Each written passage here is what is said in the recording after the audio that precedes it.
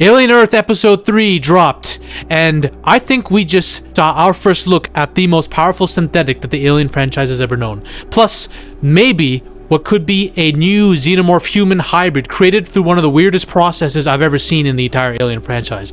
There's a lot to talk about here, folks, and I've done my fair share of cocaine before this video, so we're gonna get right into it, alright? I knew what was gonna happen before it even happened. You see, Wendy is off to save her brother, who has been captured by the xenomorph and put in a truck as a trap to lure unsuspecting prey there. Very smart xenomorph. Also, the xenomorph literally toppled the truck on its ass. That's how powerful and fast the xenomorph is that we're speaking of here, okay?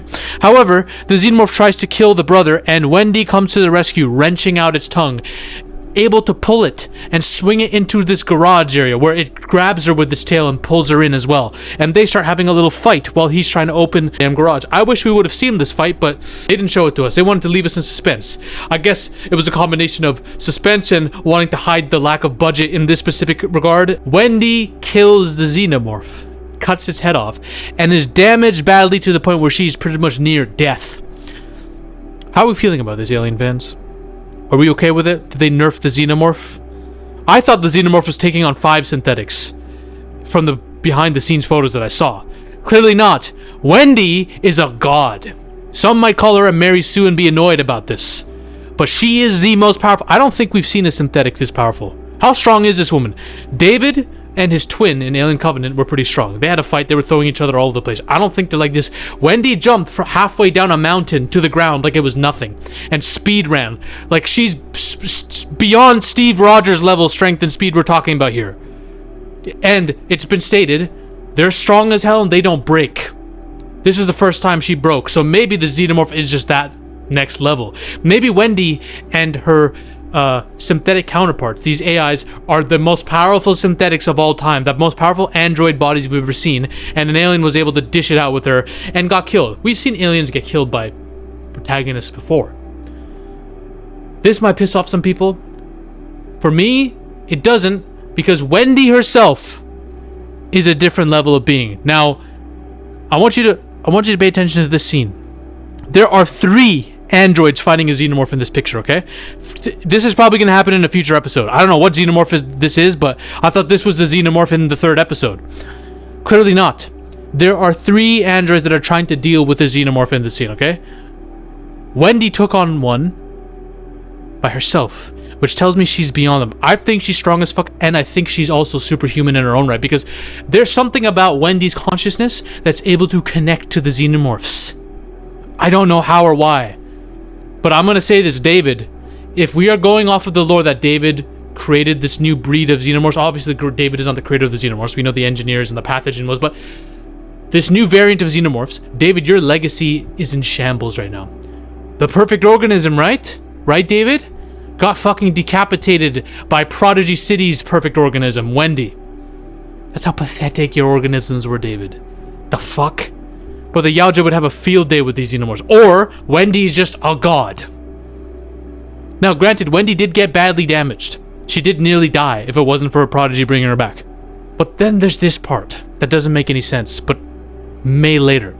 They can communicate with her mentally, emotionally, physically. She feels their pain. When the facehugger is being cut into during the surgery scene in the scene, Wendy, when she's back to life, is walking because she senses where they are and she feels their pain. She's like, ugh, it's like screeching. She passes out. That's how much pain she feels. It's like she's connected to them beyond anything. It's almost like she's one of them. It's almost like she's one of them. What possibly could be the explanation behind this? Is she just like an empath, a telepath? Does she have like a superhuman ability? I think she might. I think this is the most powerful android maybe we've ever seen. She might be getting into some comic book Elden level shit here. If you guys know who Elden is from the Alien comic books, you'll know what I'm talking about. Now, the reason why I think there might be a crazier connection to her and xenomorphs is because I have to ask myself, no one else is hearing these xenomorphs. It's only her. So part of me thinks as much as it is the xenomorphs choosing to communicate, it's also her because they can't communicate with anyone but her. It's almost like they both connected in the ether somewhere and their telepathy or whatever the fuck is inbound. I don't know how or why. but I think it has to do something with the CEO. This dude, I believe Wendy is his favorite. He said it many times in this. This show is established. She was the first that he created, so she is his favorite. I think there might be more than one reason for that. I think she was designed to be his most OP android yet. I think he built something into her that gave her this ability. I don't know how. I think he saw Wendy as a little girl and saw that there was promise. There was something about her neurology that was different from the rest of the kids that he was experimenting on. And he decided to use her. And he built a body specifically that could expand on that ability of hers. I don't know. I have no proof of this. I'm just saying it's the only thing that seems to make sense. Or Wendy was literally experimented on by David with the pathogen like years ago. Nobody knows. That's the dumbest explanation for it. But that's another explanation, okay? This is a new ability we haven't seen. The closest we've come is Alien Resurrection when Ellen Ripley's clone felt the connection to the Xenomorphs. But that was because she had Xenomorph Queen DNA inside of her body. She was a hybrid. She is not. It's crazy. I think she's a freaking empath, telepath. We might be getting a fucking metahuman in the Xenomorph lore, yo. Now we get to the facehuggers. There's an entire surgery scene where they're picking at the facehuggers and trying to grab them and trying to see what's inside. And Timothy Oliphant grabs up a facehugger and stabs into it. And he finds something very peculiar and interesting. He finds this. What is this? This embryo that functions, it looks like a fish / a tadpole that swims in the water. Like a transparent fish that carries around the mutagen that would grow into the fetus. We've never seen this. I don't believe this fits in with anything that was established in Prometheus with the pathogen. I don't even think we've seen this in the Alien. The Alien movies have never shown us what is actually dropped into the person's body. We just know it grows. It changes the cells of the body to grow the xenomorph baby. We haven't actually seen what the mutagen that it passes down looks like and what the capsule carrying it looks like. In this, it looks like a fucking transparent fish. And then they take a lung out of her brother. Wendy's brother gets nearly killed by the xenomorph and stabbed. So they do surgery on it and they remove his lung. And they put the freaking tadpole embryo in the water with the lung. And that thing goes right into the lung. So it can start the procreation process, okay? And then we see in clips of the trailer for the upcoming season, something slithering. So their procreation has begun. A xenomorph of some kind is being created. Now what kind, we don't know. What I'm curious about is the DNA reflex. Xenomorphs build from the bodies that they're growing in. They use the DNA of the body they're in, the host, to build themselves. That's how they can walk and run. Some like a dog, some like a human. Some can grow mandibles if they come out of a predator's. You know, like, they take the DNA of their host. So I'm wondering, is the lung sufficient when it comes to that? To growing an entire xenomorph? Wouldn't they need to be in a person's body? I don't know how it works. I'm not a biologist. I'm not a scientist. I don't know how this fucking shit works. I just have to know how much of his DNA is in that lung that it can probably use to create a xenomorph that's, you know, capable of being a drone xenomorph, a fully fledged drone xenomorph. It could be the weakest xenomorph we've ever seen because it has such little to go off, or it could be something completely different, okay? What would this creature look like? A xenomorph born from a human lung. It's not going to look like the traditional xenomorph, y'all. Now, some could say it's weaker because it doesn't have the right DNA, it doesn't have exposure to an entire human body, all these cells. Here's what I figure the design would be. I think this xenomorph could be transparent.